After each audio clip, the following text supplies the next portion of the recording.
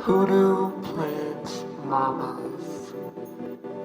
Get your soul fed and your spirit read. This here ain't no trend. I possess the power from way back when. Back when folk were stripped from all of their kin, so they had to find the magic within. So I call on my ancestors and gather my herbs. I conjure at my altar. Hoodoo plant mama. I manifest growth and I release trauma. Child, we just out here trying to water our plants and mind our business, you know? Everybody ain't from the deep south, man. Everybody can't have culture like us. Hey, y'all, and welcome back to another episode of our Writing the Spirit series. I am one of your hosts, Leah Nicole. And I'm Dani B. And today we are joined by Hess Love, and we're going to be talking about writing in the Hoodoo tradition. But before we get into that, Dani B, how are you doing? I'm doing pretty good. Of course, it's spooky season, which I'm excited about. I feel like, honestly, spooky season starts in August, but you know what? I'm going to let y'all have it. But it's here. The weather is kind of aligned with it. It's been a lot cooler in Mississippi. I've been listening to my Scary Story podcast. This is around the time of the year where I start. And I wanted to shout out two podcasts as like recommendations for y'all to check out. The first is the Black Women Are Scary podcast, which I think is fairly new. I had been searching for like specifically Black horror story podcasts, and some kind of way I came across this one, and so far I've enjoyed the stories that I've heard. So if you want to hear mostly Black women, but I think they might have people of other genders, but I think it's mostly Black women horror stories written and narrated by Black women. You should check it out. And then the other one is the Moonlit Road podcast, which is like a Southern Gothic type one that I found a couple of years ago. They have a mix of stories, but there are a few Black stories that are read by Black narrators. There's one called Igbo Landing that's like a ghost story based on that event. And then there's another one I wanted to mention from episode 12 called The Boo Hag, which is actually kind of funny. And it's led by this, what sounds like Black woman and Black man. And the Boo Hag myth is like rooted in the Gullah culture. It's like a legend, a spiritual legend about this, evil spirit that rides your back, which I think Black people have. I think there's a range of like legends about basically sleep paralysis is actually like a witch or something riding your back. So it's kind of similar to that myth. And yeah, and there's some other stories that are inspired by Black folklore and legends. So yeah, check that out if you get a chance. Let me know what you think. Yeah, that's my little spiel for my check-in. I'm doing good, and I wanted to recommend some cute, scary story podcasts. Yes, thank you. I have heard of The Black Women Are Scary. I think it is a newer podcast. But yeah, so for me, recently I revisited my readings from last year, and I got two done. And it was just interesting to see kind of what has changed, like what kind of things that I were able to do, like work and money. Those are the big things I was worried about, both in my reading and then after when they were like, quit your job and don't work. And I'm like, but yeah, it was surprising to see, like, I have been unemployed for almost a year now and I'm not in debt. So look at God, you know? It was also interesting to see kind of the things that I'm still struggling with, like the guilt surrounding resting and taking breaks. And I know like you recently released a newsletter where you're talking about being a resting writer. And I definitely relate to that. I am trying to do things that make me feel good. And that was also part of the advice that I got from last year, was to do more things that make me feel good. If something doesn't make me feel good, don't do it. And And I think the guilt that I have, a lot of it is stemmed in capitalism, where it's like, you have to do more, you have to be more, you have to be here, there in order to make it. And if you slow down, you're going to fail, and it's your fault you're going to fail. Yeah, and so it reminded me of the advice that I would always hear, that's like, do something you've never done to go somewhere you've never been. And it always frustrated me because I was like, what have I not done? I've done everything. And the truth is, I have not like sat still and done nothing. So that is something I'm still working on. That's something I'm still struggling with. So I'm just trying to sit still, take breaks, and do nothing. But yeah, so another question I have that we can ask today, because today is writing in the Hoodoo tradition. So how is your writing going? Well, you got my newsletter and where I said I am simply not writing. And, that's not as literal as it sounds. I'm just not really concerned with the writing right now. I'm more concerned with letting ideas kind of just do what they do in my head right now. I am, there's things I have to revise, like with forthcoming publications and that kind of things that are already kind of done, but I have to get publication ready. Um, but right now I'm just kind of sitting with things. And I think when I finally have that push to do some more writing, I think it's going to be good. But yeah, I'm mostly kind of in my meditation, resting ideas mode with my writing. I understand that. So in July, I did a very heavy revision of my manuscript, and in August, I got feedback from an editor, Simon and Schuster. She read the entire thing. She gave me feedback on it, and so I have been kind of sitting with that. Because in July, when I finished, I wasn't completely satisfied with it. And for me, I'm not looking for like 100% satisfaction with it. Maybe 90, maybe 85, but I wasn't completely, like, it just feels like something's missing and I'm not sure what that is. And so when I got her feedback about kind of reframing certain parts of it, I've been sitting and thinking about how to do that. It has been kind of frustrating. Like, I have been working on this for, it will be 2 years in November. And yeah, it's for me right now, I'm just trying to sit and just try to pace myself and try to make sure that like I do the things that need to be done in order to make me more comfortable with what I've written. Because I feel like the story has a lot of potential. It can do a lot of, I think it can bring some people some comfort, some healing, some support. But yeah, I'm right now, I'm just trying to figure out what it is I need to do to get it to the next level to make me more comfortable with the decision to query it. No, that makes sense. I feel like we're both kind of, I definitely don't have a book written, but I think we're both in similar stages as far as sitting on products that are just kind of like like not in progress as in we're still writing, but baking. Like they're Bake. just, I love that analogy that you use. Yes, my cake is ready. It is resting. I have not iced it yet. I'm still trying to figure out what flavor of icing I want to go on it. But yes. yes.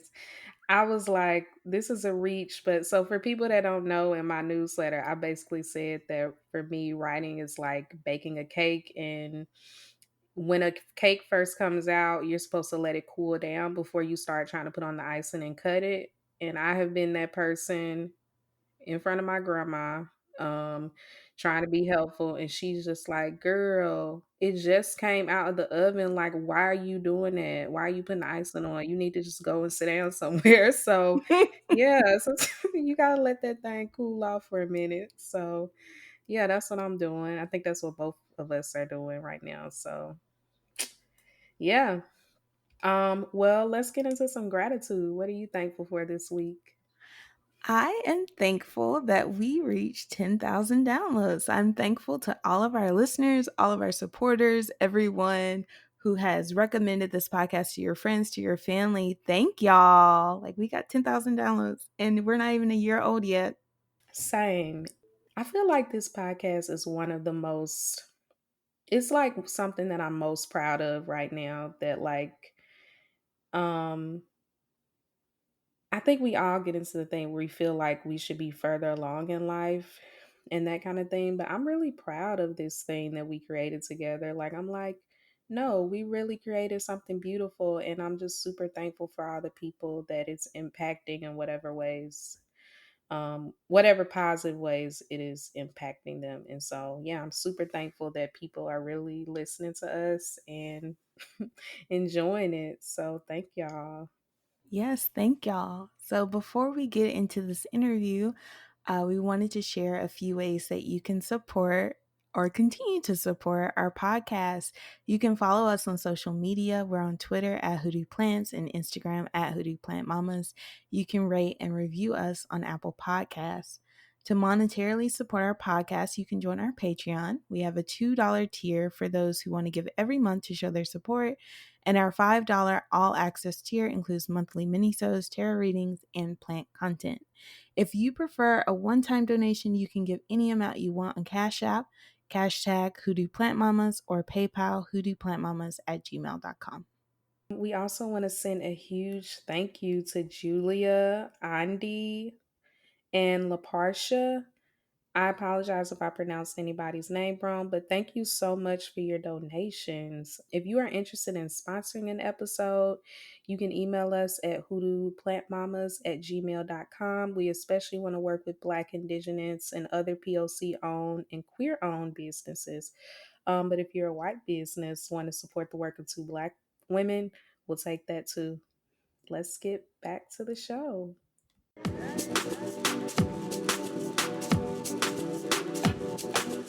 Well, thank you again, Hess, for speaking with us. Can you do a brief introduction of yourself, just like who you are, the work that you do, and that kind of thing? Absolutely. Thank y'all for having me. My name is Hess. I go by Hess Love online. Hess is my real name, by the way, not like a social media handle. It's an ancestral name too. I'm a hoodoo. I'm based in Baltimore, Maryland, but I was born and raised in Annapolis, and my focus is Chesapeake hoodoo. But I do like read about hoodoo in other regions, and part of I think one of my proudest things that I'm proud of is the Chesapeake Conjure Society, and it's a like community-based, like spiritual activism and kind of like spiritual intimacy type group that we do hold events. We look out for each other.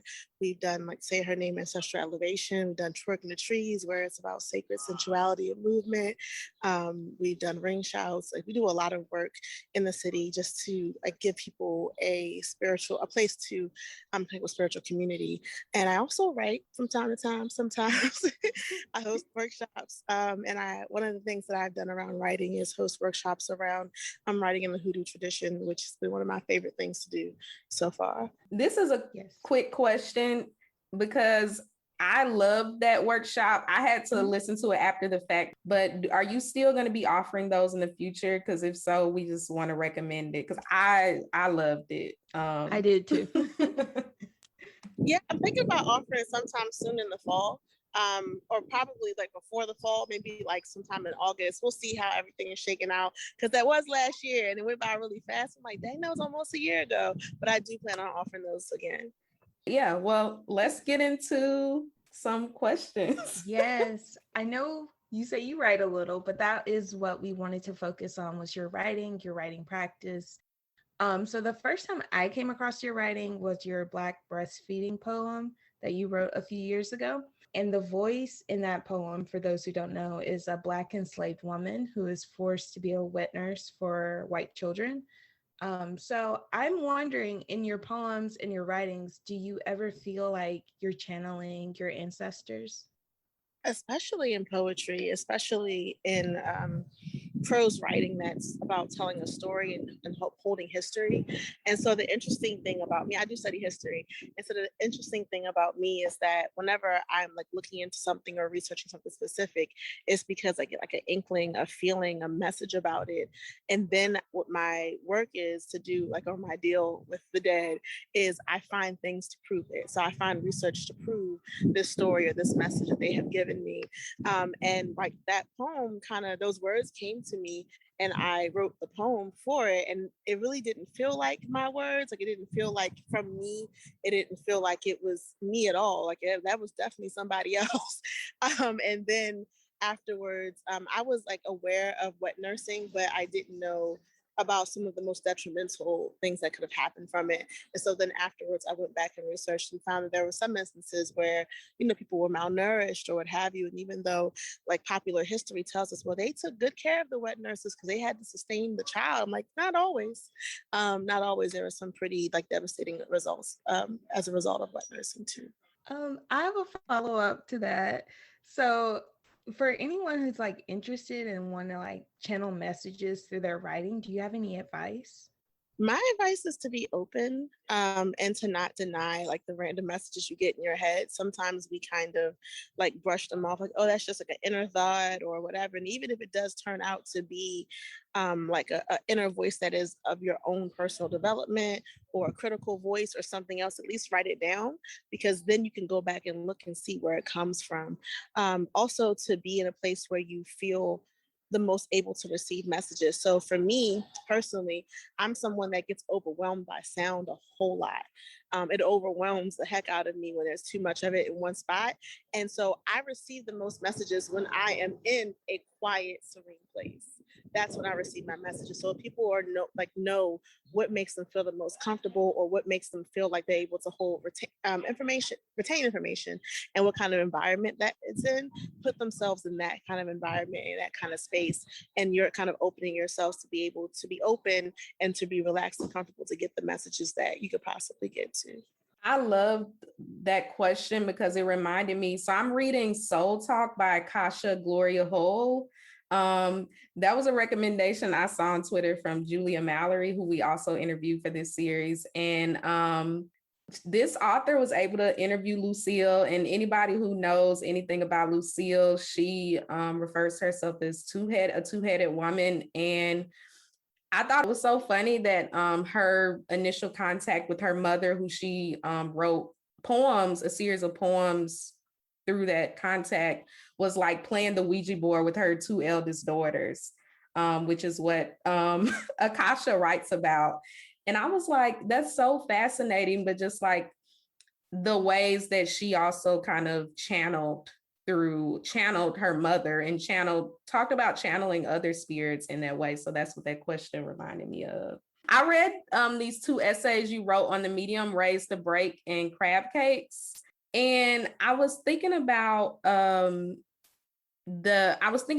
in conversation with you, your essay about ancestral veneration and how that kind of helped you navigate grief in particular ways. And so I was wondering, like, how has writing in the Hoodoo tradition helped you, that in particularly helped you navigate grief? I described it as like, it felt like ancestral offerings, like you were documenting a memory in that way. So anyway, what are your thoughts on that? Well, first of all, I want to say I love Julia Mallory. They are divine. They are amazing. They are such a sweet spirit. And they do write a lot of writing around grief. So I love the connection there. And I want to read that. I have Soul Talk, the book. I just haven't gotten around to reading it. So thank you for this reminder. For me, writing does feel like a way to process grief. And it also does feel like an offering. I remember telling somebody not even a few months ago, like, I think one of the reasons why writing is so challenging for me in terms of like, I feel very vulnerable around it, or like I kind of always challenge myself to try to be better, is because it feels like an ancestral offering.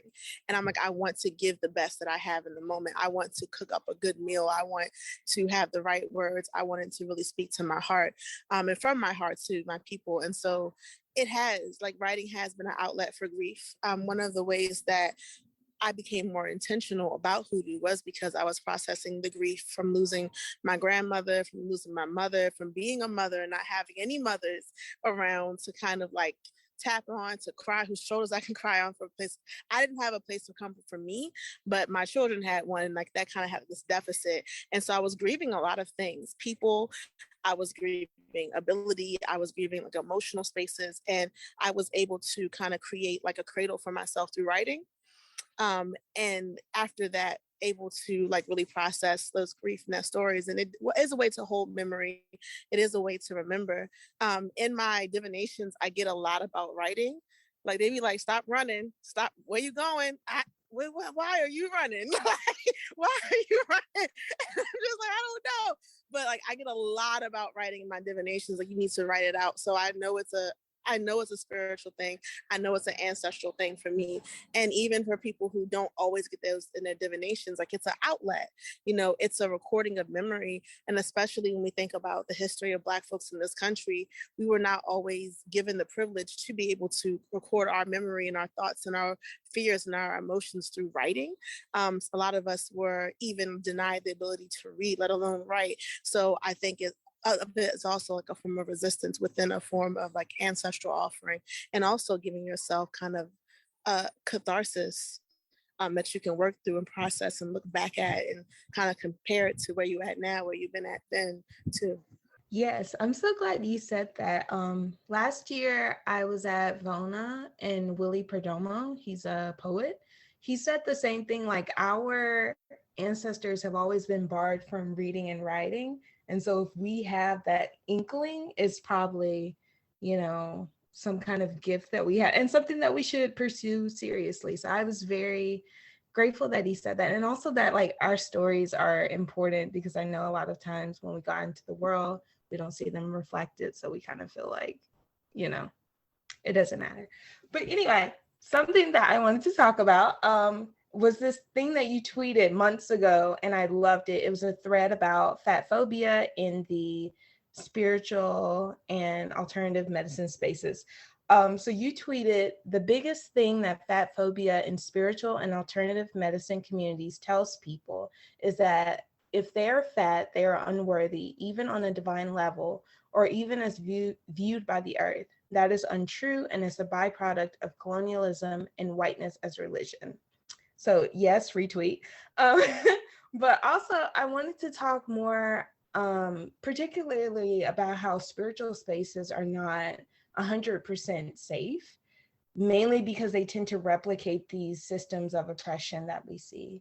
So if you could talk more maybe about fat phobia or about that, I would love it. Yeah, this ties into a response I was going to have in terms of like being able to like have our own narrative is very important. And a lot of people utilize spirituality to once again impose a narrative on somebody about something, and that narrative coming from whiteness or coming from anti-Blackness and fat phobia and queer phobia. Spiritual spaces are not always safe because they have humans in them. And, the thing about like the human condition as we understand it right now is that we are very susceptible to, certain programming and being dedicated to that for the rest of our lives. We're very susceptible to having certain prejudices and being, dedicated to that. And so people do not always completely unpack those things when they go into spiritual spaces. And the one thing, on one hand, we know that perfection or having a perfect politic is not required of you to, start your journey on ancestral traditions at all. So it's not required. On the other hand, it's like, but what balances do those things bring, right? When people kind of, they have a lot of like ill-conceived notions, not really of their own giving. I don't think anyone's born with the idea that people are lesser, but they're taught those things and they haven't done the work to unravel them. And so they're not always safe. And even when we look at spiritual leadership, like spiritual leaders can have their own issues that they are grappling with. They can have their own ways that they are unkind to themselves that slips onto other people. They can have their own egotism. They can have their own issues with colorism.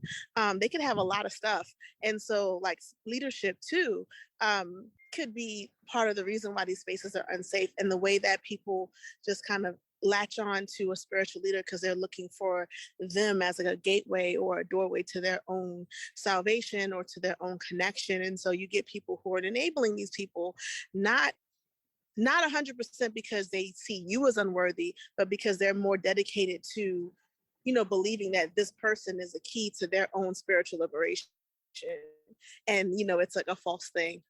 So with spiritual spaces, like I think the best way to kind of navigate that with a lot of discernment, like a whole lot of discernment, and also being committed to unpacking a lot of things, like not just feeling like I've arrived because I, am in an ancestral tradition, so I have nothing to unpack, but really being committed to how can I wake up and love people better, love the earth better, what untrue or unkind or inhumane things have I learned that I need to let go of, like liberating your mind and decolonizing it is a spiritual practice. And I think a lot of people forget that because they're so focused on spiritual bypassing and using spirituality to not address things, and using spirituality to say, well, I'm not gonna it's this disrupts my spirit, I'm not gonna talk about it. They're using spirituality as a way to get out of doing a very necessary work. And that's one of the things that propagates why spiritual spaces are not always safe.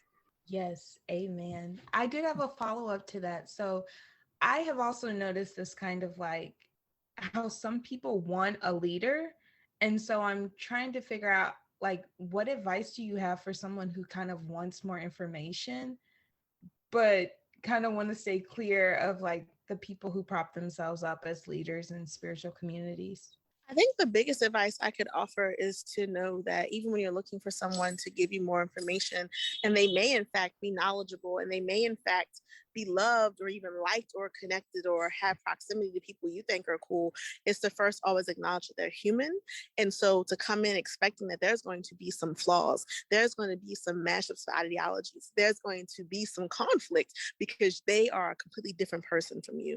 And then when you kind of go in knowing that, hey, this person is human as I, they have issues as I, you're able to give that space and, then understand hey, what's a genuine human issue that they can grow, and I can see they're trying to grow from it, versus, hey, this person really ain't shit. And I think a lot of people they set themselves up for ancient people because they're going looking for perfection. They're going looking to agree with everything someone does. And they're going looking in for someone to be their gateway to spirituality, their gateway to the ancestors, their gateway to the creator, to creation and the earth. And you don't need no gateways for that besides your damn self. So I think understanding that first and foremost is important. The thing that people need a gateway to is the communities that, have been created or revolve around a certain cosmology or a politic or a tradition of understanding the earth and your ancestors. That is where you use people as a gateway, but really just go out and connect. You don't need a gateway to that at all. And so first, the first thing to do and to be privy to when looking for a spiritual leader is not giving your power away. Being mindful and always understanding, yes, you will have things you need to unpack. And yes, you may have times where you need to be checked lovingly or held accountable lovingly, but you can still be held accountable. You can still be checked without giving your power away. And so that's another thing to bring into it. I think the other one is if something disrupts your spirit and you're like, hey, I'm not vibing with this, just to you can exit if it doesn't resolve itself, or if you try to resolve it, it doesn't move. And sometimes people will disrupt your spirit and they're not even a bad person, they're just not for you. And sometimes stuff will disrupt your spirit and you're like, ooh, and it turns out they really, I'm not going to call them bad, but they really had some shit with them that they really need to let go of because it's causing harm. And so I think, not at the first sign, but if you're kind of watching and observing and looking around and someone's issues, you're not watching any growth or evolution for them, they're the same person day in, day out for years, for months, that's when you can be okay, take a step back, this might not be the person for me, I'm gonna look elsewhere. And also the last part I'll say is to be open to unlikely teachers, because sometimes your teacher may not take upon a certain aesthetic or a certain look, or be in the places where you may look for them for, or they might even not even be someone of the tradition that you're looking for, but part of your ancestral and spiritual calling is a certain work, is a certain purpose. And so your teacher is a person who can help you step into your purpose or to your work and your craft. And that in a way is spiritual too. I was over here about to holler amen, because I feel like I struggled with that a lot when I found myself being drawn to my ancestors through different channels. And I notice even in my family members, like my daddy, who is not a religious person, he don't believe in spirits, but he'll say things and I'm like, oh, very unlikely teacher. But So I'm so glad you said that. So I was literally just talking to Leah about this, and I think another friend about how like, oh, I really want to like write about Black literature as like spiritual archives when it comes to hoodoo. And you talked about this in RaceBaitr too when you were writing about it was an article on ATRs and how Black people have always done, you know, hoodoo in these different ways. And you talked about Black artists, how they incorporate ATRs, have been incorporating it into their creative work. And I think you mentioned Basquiat, who I obviously was introduced to later because I wasn't born when he was doing art, but I have bought things with his art depicted, and I was like, whoa, you know? So how this has been happening long before Beyonce like broke the internet with Lemonade. And so besides Zora Neale Hurston and of course Toni Morrison, who I think are pretty like most people, if they've been paying attention, they have a lot of like hoodoo and spirituality in their work. What other Black literary writers have you found influential, and as far as like having a lot of hoodoo or depictions of ATRs or different things in their work that you could like mention and talk about a little bit? Yes. And also, I want to thank y'all for being so graceful for hearing all the sights and sound of Baltimore City in the background while my Wi-Fi is acting weird. A couple of people. So one person that comes to mind, I think her name is Tina Alsa McElroy. I could be messing this up, but the name of one of her books is called Baby of the Family, The Hand I Fan With, You Know Better. And if you look at the art of those books, your mama, your auntie might have had those books, because my grandma did. And I swear I saw those books everywhere growing up, but I had no idea. And in a lot of those books, she talks about a lot of spiritualism, and a lot of things that when you looking for a name for it, that's hoodoo. There's another person, Bertrice Berry in particular. She's a sociologist. She wrote a couple of things, including The Haunting of Hip Hop, which is like a fiction book about how Black people in the U.S. had the drums reintroduced to us, and how like the ancestors were feeling that we were not using the reintroduction or our rekindling with the drums in the best way through hip hop too. And it was like very ancestral, and she be talking about a lot of spiritual stuff. People be sleeping on her real heavy. There's a couple of other people. So I believe his name is Theophis C. Harold, but he has this book called Conjuring Culture. That's really, really good. There's also, oh goodness, there's so many other writers that have like written about spirituality. I think Alexis Pauline Gumbs is someone who offers so much softness and so much imagery of the water. And I'm like, go ahead, water, baby. I don't know if you know this about yourself, but you are. And like, I love her poetry so much. I love her writing so much. Goodness gracious, I feel like I'm drawing a blank. I mean, as soon as I get off the thing, I'm like, yep, that person too. But there are so many. And I believe that most Black writers, especially most Black poets, in general, because I do believe like Blackness is inherently spiritual. And I do believe that we carry that in our work, whether we admit it or not, whether we want to see it or not too. And so there are even other people like Langston Hughes, other people like Angela Davis, you know, lots of other people who do have those elements of spirituality in their writing too. And it's not always pinned as like overtly spiritual, but it is. There's one person, his writing to me, I would describe it as kind of experimental, but his name is Ishmael Reed. He wrote the Mumbo Jumbo. He wrote Conjure, like a poetry pamphlet, and inside of it, it's the Neo Hoodoo Manifesto, which is the name of one of my playlists. And he writes a lot, and it has those heavy, overt, like spiritual, you know, elements in there. He actually says hoodoo in his work too. He actually says the names of different orishas and everything in his work too. But I believe that honestly, I can name so many people, and they would have their work would have spiritual elements in it. But honestly, if you look at different Black writers and what they're offering, you could find something spiritual in there if you really have the heart to see it.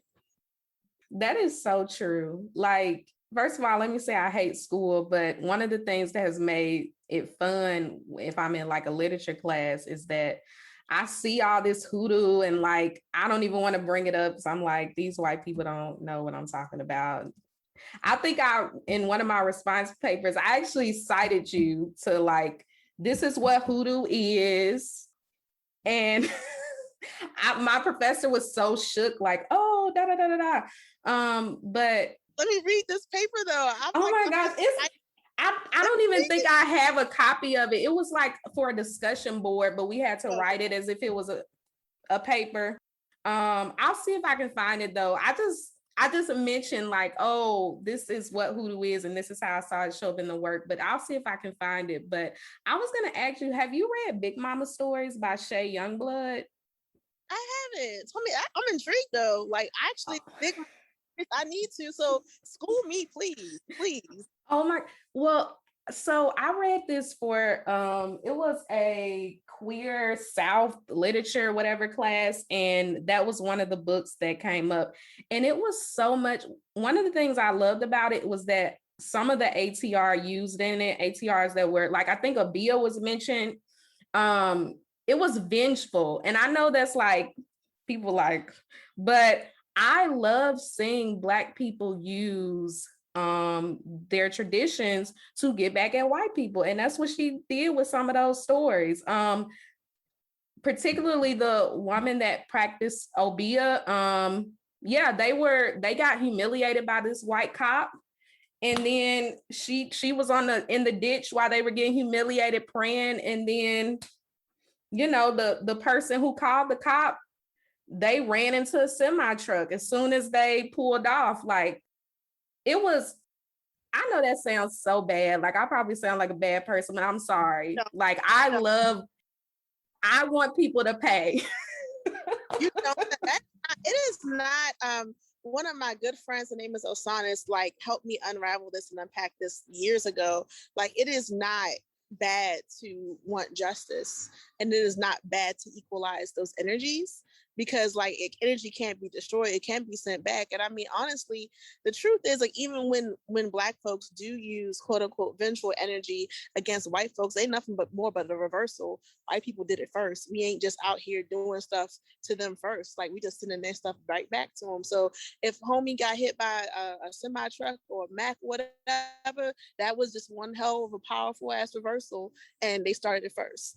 So, can I add? So there's this liberation theologist, Paulo Freire, who said the exact same thing. Like, the oppressed cannot do violence to the oppressor. They're just responding to that initial oppression or that initial violence. So yeah, that's a good way to look at it. Because I'm just not the person that be like, yeah, pray for your enemies. I don't want good stuff to happen to you when you harm Black people, but. Understandable. But I'm honest, we here, we on the well, before we like wrap up or anything, I didn't know if Leah had any other questions or if you had any final thoughts, Hess, on everything we discussed and that kind of thing. I'm just super thankful for everything you gave us. So yeah, if you have any final thoughts or I did want to say that when I did your writing in the Hoodoo tradition workshop, I really loved how you talked about us being a spirit and the need for us to take care of ourselves. I remember for the workshop, you said to bring water and a candle, and then you were like, the water's for you. I'm like, oh my God, for me. But yes, I really loved it. And then you talked about that a few questions back where you were like, we are our first guide. And it's kind of like, we can listen to people on the outside, but we need to listen to ourselves as well. So I just wanted to add that. I really love that. I hope you bring back the class. Yeah, that makes my heart so happy. I'm glad that like it hit you in a good place, but in a soft way. I'm really happy. My final thoughts were when you brought up Obia, I was like, oh, one more book. I think his name is James Marlin. Wrote the Book of Night Women that has so many Obia elements in that. And I'm like, yeah, that's one of my favorite books, actually. So I want to mention that. And the other part is like thinking about the overall like theme of this episode about writing in the Hoodoo tradition. Like, my biggest advice to Black people who are going to write about Hoodoo, or like Hoodoo propels them in their writing, is to write about it write about it and yourself and Black people as living things, because we are.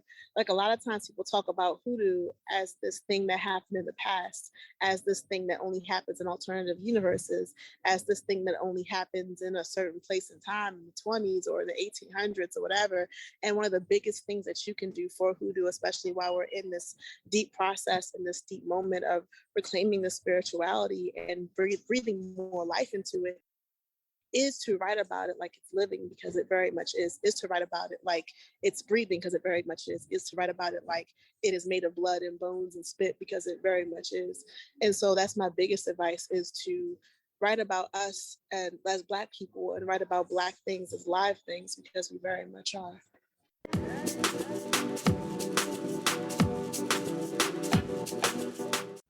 So, Leah, what are you still holding on to from this beautiful interview with Hess? There was so much that has so much wisdom that has dropped in such a short amount of time. And I'm very grateful that they decided to speak with us. So their writing process reminded me a lot of Dolores Kendrick's, who was someone that we referenced in our intro to this series, the Writing the Spirit series. And so I know has said that their background is in history. So not only are they like the rest of us who have these stories that come to us, they do the extra step of researching those stories. And I think like that sort of dedication to documenting, to showing, to displaying these stories, I think that's very beautiful. Yes, for sure. Um, two things I enjoyed. I love the discussion of recognizing the humanity of spiritual leaders we look to, especially with social media. Um, Hess made a really important point about like people are human, they're flawed. Not everything they say is going to resonate with you. That doesn't mean that they're a bad person or they're wrong. I think it kind of goes into the ancestors first strategy. I think we should always start and end with our ancestors. So yeah. And then also the comment about being open to unlikely cheap teachers when it comes to hoodoo and other Black spiritual traditions. I think this is in conversation with our entire series.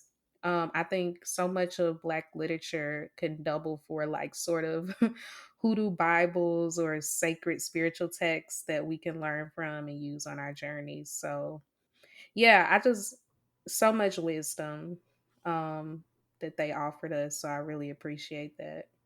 Yeah, I'm really glad you brought it up about the spiritual leaders, because I think that segment that they were talking about is so important. Like so many people, they start this spiritual journey, they find someone who resonates with them and they idolize them to the point where if someone says something wrong or harmful or violent, it's like, oh, they're the spiritual leader, they're not a bad person, whatever they have to say, it's the law or whatever. But it's like, no, we are all human.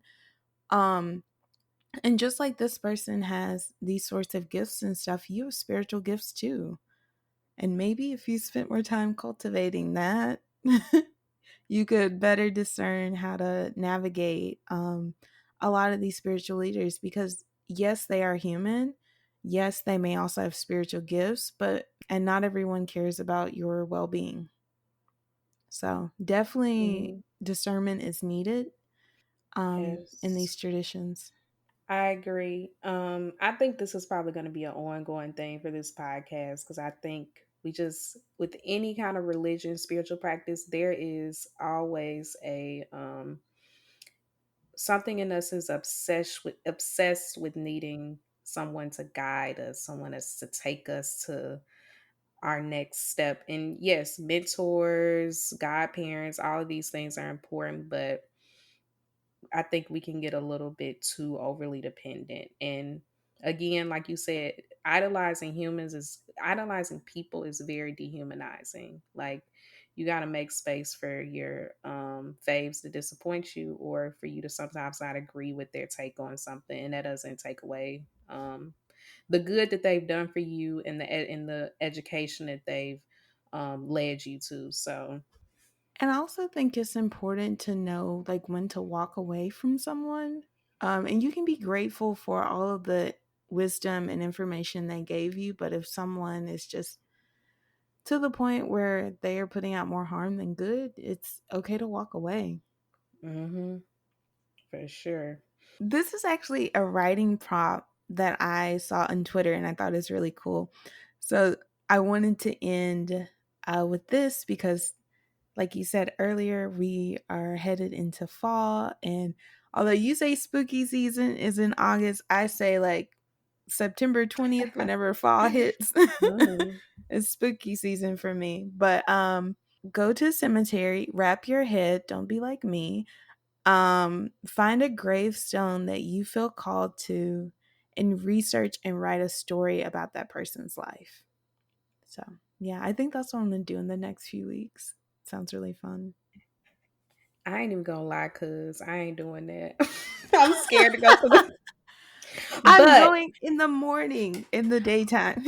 okay, so if you feel called, if you want to go to the cemetery, you should do that. That's no shade. But I will say, as part of this prompt, I came across an ancestor, actually an enslaved woman from Baltimore who was enslaved in Baltimore, Martha Ann Patty Atavis, on Instagram on somebody's page, and I couldn't make myself delete the tab.